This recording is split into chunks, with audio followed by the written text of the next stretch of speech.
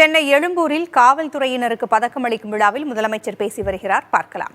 மகளிர் காவலர்களுடைய நீண்ட நாட்களாக இருக்க ஒரு கோரிக்கையை மிகுந்த மகிழ்ச்சியோடும் மனநிறைவோடும் இந்த நிகழ்ச்சியில அறிவிப்பா நான் வெளியிட விரும்புகிறேன்.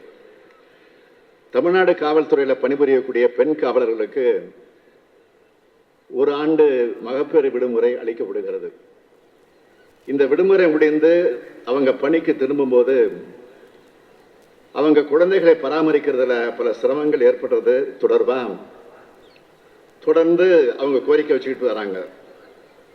அவங்க கோரிக்கை ஏற்று மகப்பேறு விடுமுறையில் இருந்து பணிக்கு திரும்பும் பெண் காவலர்களுக்கு அவங்க பணிமூப்புக்கு விலக்களித்து அவங்களுடைய பெற்றோர்களோ அல்லது கணவர் வீட்டை சார்ந்தவர்களோ வசிக்கக்கூடிய மாவட்டங்களுக்கு அடுத்த 3 ஆண்டுகளுக்கு பணிமாறுதல் வழங்க அரசு முடிவு செஞ்சிருக்கிறது என்பதை மகிழ்ச்சியோடு தெரிவிச்சுக்கிறேன்.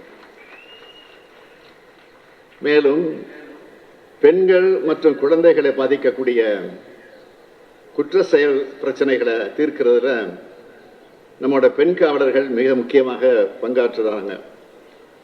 எனவே இப்படிப்பட்ட குற்றங்களை கையாளுறதுல பெண் காவலர்களோட தொழில்முறை திறன்கள் மேலும் மேம்படுத்துகிற வகையில் பெண் கடத்தல் குற்றங்கள், பெண்கள் மற்றும் குழந்தைகளுக்கு எதிரான சைபர் குற்றங்களை விசாரித்து தீர்க்கிறதுக்கு அவங்களுக்கு சிறப்பு திறன் பயிற்சி அளிக்கப்படும்.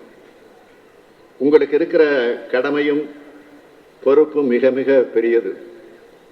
மக்களை காப்பாற்றுறது உங்க கடமை, மக்களை பாதுகாக்கிறது உங்க பொறுப்பு. அதை எந்த குறையும் இல்லாமல் நீங்க நிறைவேற்றி தாங்க என்பதுதான் என்னுடைய வேண்டுகோள். குற்றங்களை குறைக்கிற துறையா மட்டும் இல்லாமல் குற்றங்கள் நடக்கிறதுக்கு முன்னாடியே தடுக்கிற துறையா செயல்படணும்னு நான் தொடர்ந்து சொல்லிக்கிட்டு வரேன். குற்றங்கள் நடக்காத மாநிலமா, போதைப்பொருள் நடமாட்டம் இல்லாத மாநிலமா, பாலியல் குற்றம் இல்லாத மாநிலமா நம்ம மாநிலம் உருவாக்கணும். குற்றங்கள் எங்கேயும் யாராலையும் நடத்தக்கூடாது. மீறி நடந்தால் உடனடியாக குற்றவாளி கைது செய்யப்பட்டாகணும். சட்டத்தை முன் நிறுத்தப்பட்டு விரைவான தண்டனையை பெற்று தந்தாகணும். இந்த உறுதிமொழியை நான் மட்டும் எடுத்தா போதாது, காவல்துறையின் உயர் அதிகாரிகள் மட்டும் எடுத்தா போதாது, ஒவ்வொரு காவலரும் எடுத்தாகணும். என்னுடைய காவல் எல்லைக்கு உட்பட்ட பகுதியில் எந்த வகைப்பட்ட குற்றமும் நடக்க விடமாட்டேன்னு ஒரு காவலர் முடிவெடுத்துட்டா குற்றங்கள் பூஜ்ஜியத்திற்கு வந்துடும்.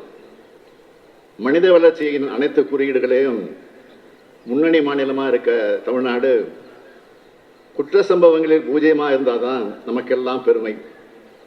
இதில் பூஜ்ஜியமாங்க 100 விழுக்காடு அர்ப்பணிப்புடன் அனைத்து காவலர்களும் பணியாற்ற வேண்டும் என்று கேட்டு விருது பெற்ற அனைவரையும் பாராட்டி மகிழ்ந்து வணக்கம் சொல்லி விடைபெறுகிறேன். நன்றி, வணக்கம்.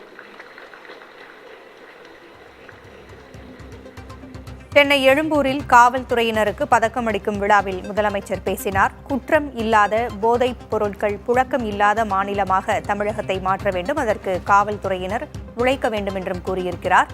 சட்டம் ஒழுங்கை காப்பாற்றி வழிநடத்தியிருக்கும் காவல்துறையினருக்கு தனது பாராட்டுகளையும் அவர் தெரிவித்திருக்கிறார்.